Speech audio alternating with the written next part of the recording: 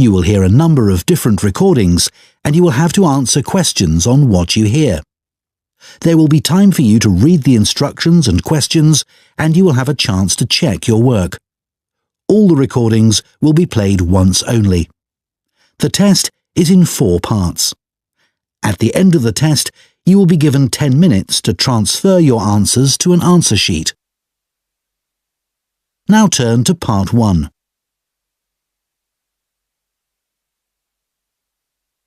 Part 1. You will hear an interview with a woman who is doing a survey on transport. First, you have some time to look at questions 1 to 5.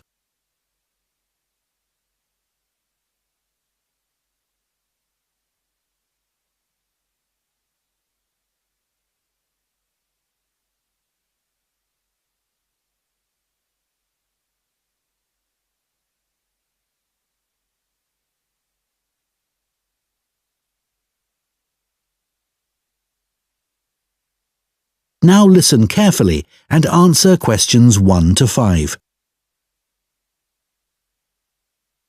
Excuse me, would you mind if I asked you some questions? We're doing a survey on transport.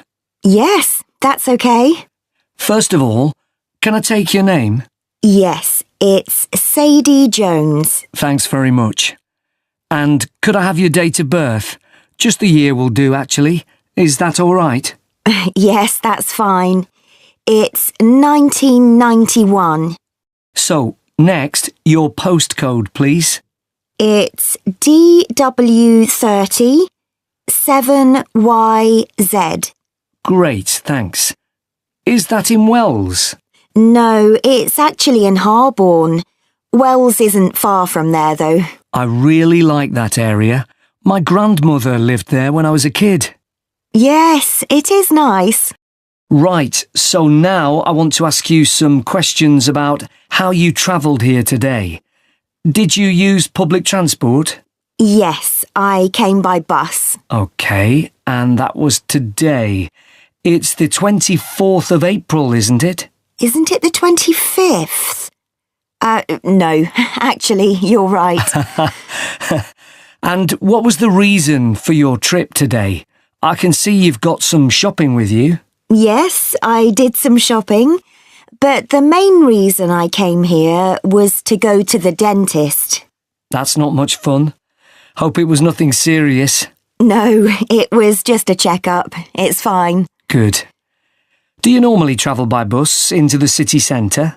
Yes, I stopped driving in ages ago because parking was so difficult to find. And it costs so much. I see. The bus is much more convenient too. It only takes about 30 minutes. That's good. So where did you start your journey? At the bus stop on Claxby Street. Is that CLAXBY?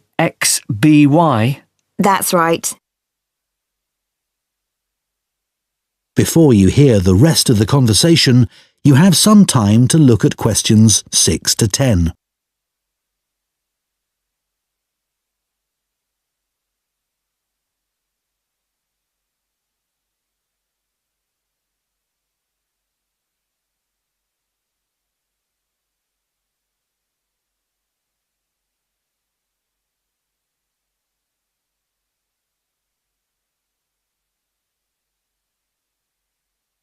Now listen and answer questions 6 to 10. And how satisfied with the service are you? Do you have any complaints? Well, as I said, it's very convenient and quick when it's on time. But this morning it was late. Only about 10 minutes, but still. Yes, I understand that's annoying. And what about the timetable? Do you have any comments about that? I suppose I mainly use the bus during the day, but any time I've been in town in the evening, for dinner or at the cinema, I've noticed you have to wait a long time for a bus. There aren't that many. OK, thanks. So now I'd like to ask you about your car use. Well, I have got a car, but I don't use it that often. mainly just to go to the supermarket. But that's about it, really. My husband uses it at the weekends to go to the golf club. And what about a bicycle? I don't actually have one at the moment. What about the city bikes you can rent? Do you ever use those? No, I'm not keen on cycling there because of all the pollution. But I would like to get a bike. It would be good to use it to get to work. So why haven't you got one now? Well, I live in a flat on the second floor and it doesn't have any storage. So we'd have to leave it in the hall outside the flat. I see. OK, well, I think that's all we need from you today, Sadie. That is the end of part 1. You now have 1 minute to check your answers to part 1.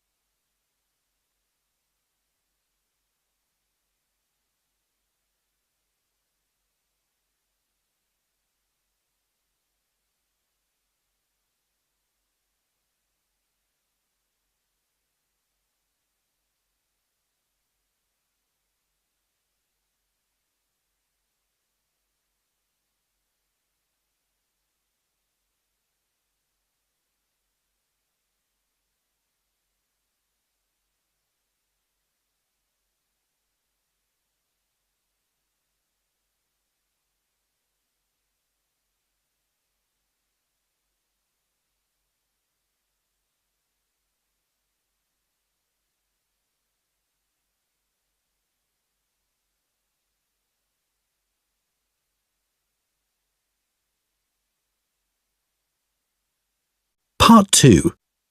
You will hear a woman speaking to a group of people who are interested in becoming volunteers for an organisation called ACE. First, you have some time to look at questions 11 to 15.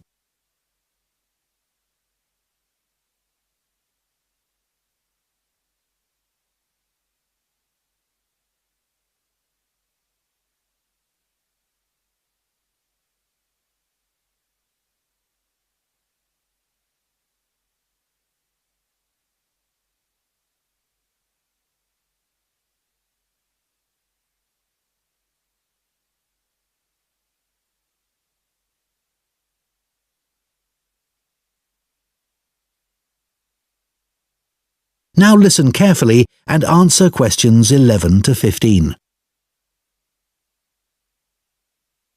Good evening, everyone.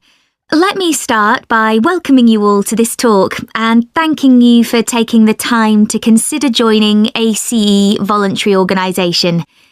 ACE offers support to people and services in the local area, and we're now looking for more volunteers to help us do this.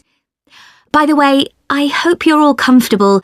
We have brought in extra seats so that no one has to stand, but it does mean that the people at the back of the room may be a bit squashed. We'll only be here for about half an hour, so hopefully that's okay.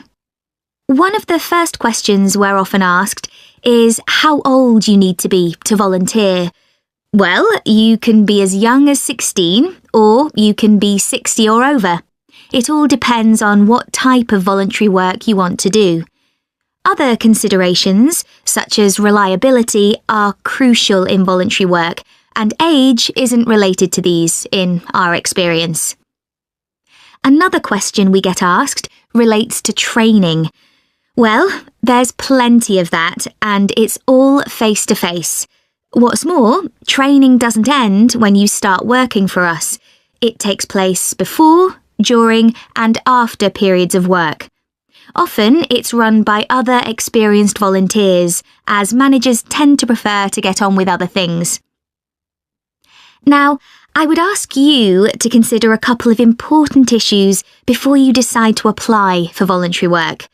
We don't worry about why you want to be a volunteer. People have many different reasons that range from getting work experience to just doing something they've always wanted to do. But it is critical that you have enough hours in the day for whatever role we agree is suitable for you. If being a volunteer becomes stressful, then it's best not to do it at all. You may think that your income is important, but we don't ask about that. It's up to you to decide if you can work without earning money. What we value is dedication.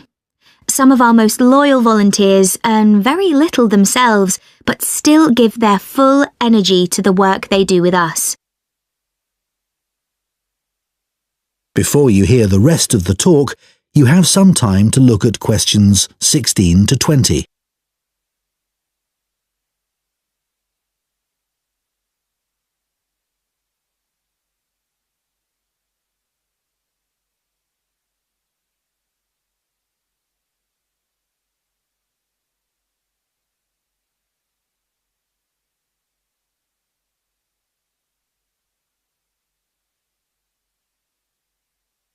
Now listen and answer questions 16 to 20.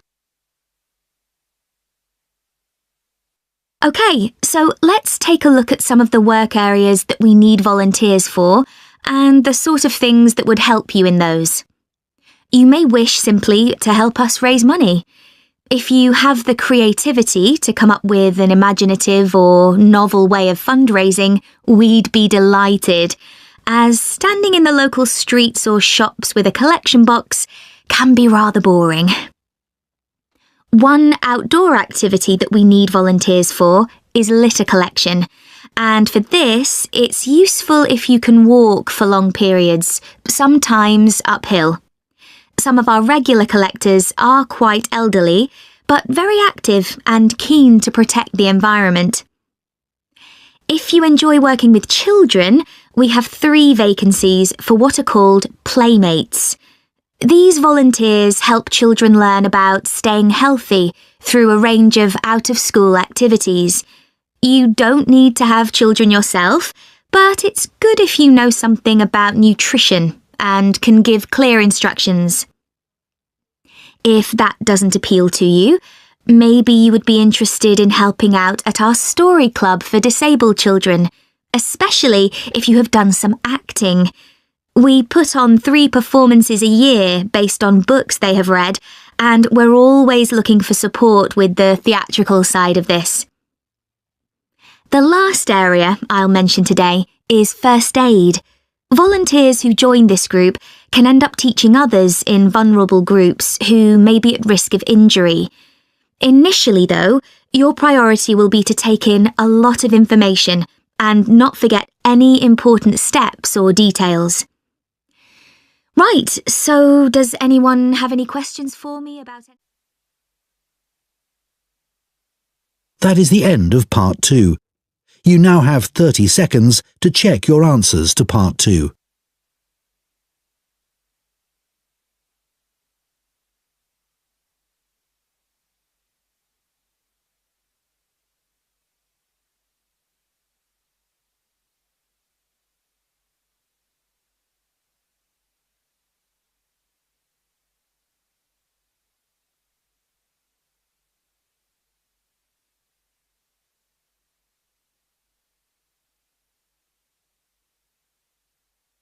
Part 3. You will hear 2 students called Hugo and Chantal discussing a talk they have just attended at the start of their course in fashion design. First, you have some time to look at questions 21 to 26.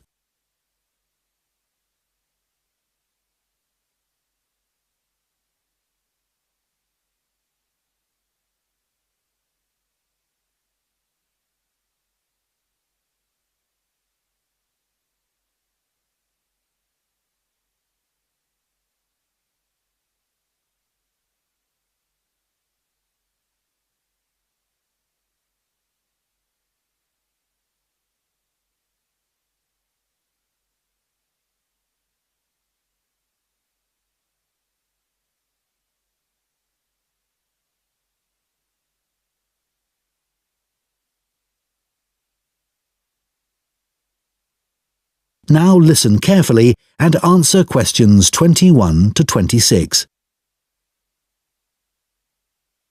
Hi, Chantal. What did you think of the talk then? Hi, Hugo.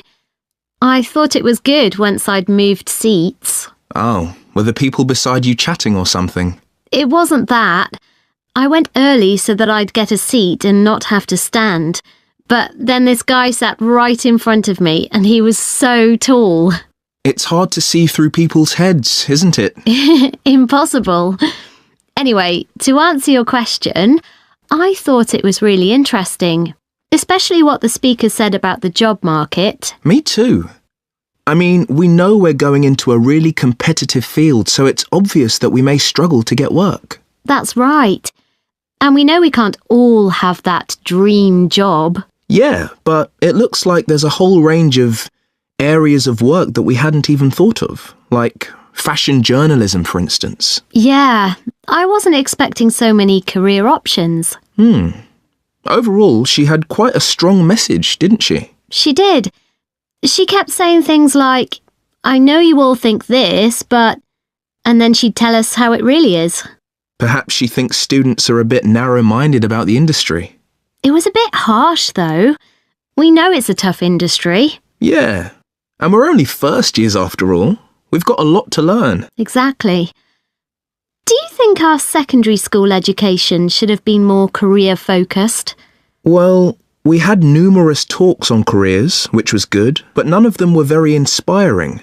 They could have asked more people like today's speaker to talk to us. I agree. We were told about lots of different careers, just when we needed to be, but not by the experts who really know stuff. So, did today's talk influence your thoughts on what career you'd like to take up in the future? Well, I promised myself that I'd go through this course and keep an open mind till the end. But I think it's better to pick an area of the industry now and then aim to get better and better at it. Well, I think we'll just have to differ on that issue. One thing's for certain, though. From what she said, we'll be unpaid assistants in the industry for quite a long time. I'm prepared for that. Aren't you? Actually, I'm not going to accept that view. Really? But she knows it's the case, and everyone else says the same. That doesn't mean it has to be true for me. Okay, well, I hope you're right. Before you hear the rest of the discussion, you have some time to look at questions 27 to 30.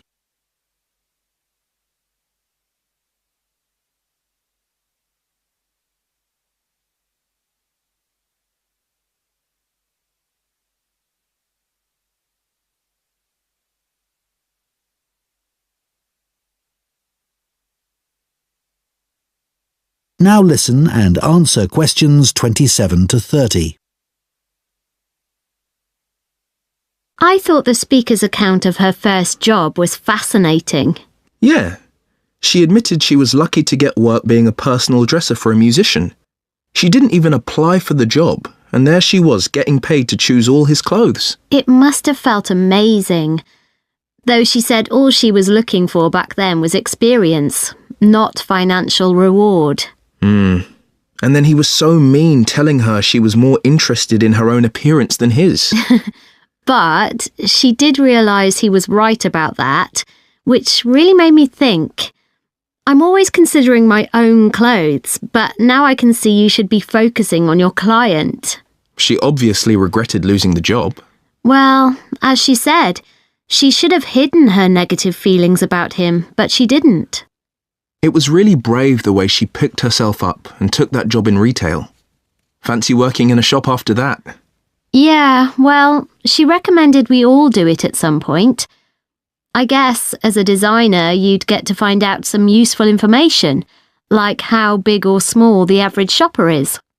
I think that's an issue for manufacturers, not designers. However, it would be useful to know if there's a gap in the market, you know?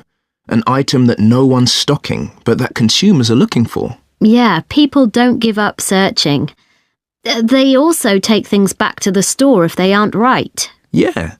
Imagine you worked in an expensive shop and you found out the garments sold there were being returned because they fell apart in the wash. Yeah, it would be good to know that kind of thing. Yeah.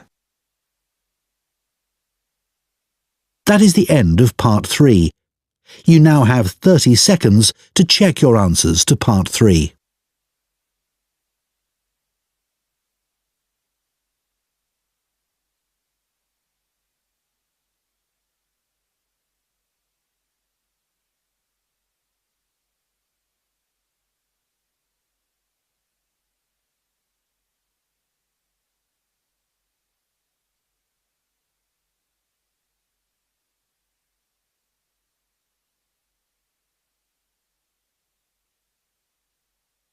Part 4. You will hear a zoology student giving a presentation on the process of moving wild elephants to a new reserve, known as translocation.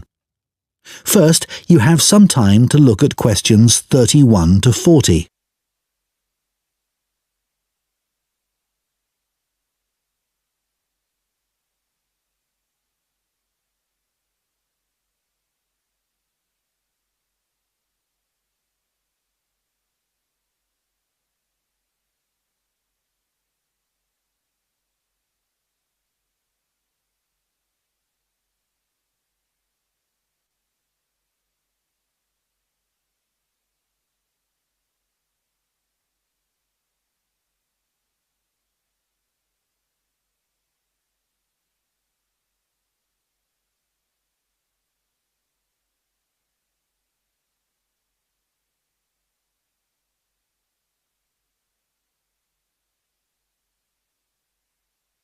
Now listen carefully and answer questions 31 to 40. For my presentation today, I want to tell you about how groups of elephants have been moved and settled in new reserves. This is known as translocation and has been carried out in Malawi in Africa in recent years. The reason this is being done is because of overpopulation of elephants in some areas. Overpopulation is a good problem to have, and not one we tend to hear about very often. In Malawi's Majete National Park, the elephant population had been wiped out by poachers, who killed the elephants for their ivory. But in 2003, the park was restocked, and effective law enforcement was introduced. Since then, not a single elephant has been poached. In this safe environment, the elephant population boomed. Breeding went so well that there were more elephants than the park could support. This led to a number of problems. Firstly, there was more competition for food, which meant that some elephants were suffering from hunger. As there was a limit to the amount of food in the national park, some elephants began looking further afield. Elephants were routinely knocking down fences around the park, which then had to be repaired at a significant cost. To solve this problem, the decision was made to move dozens of elephants from Majete National Park to Nkotakota Wildlife Park, where there were no elephants. But, obviously, attempting to move significant numbers of elephants to a new home 300 kilometres away is quite a challenge.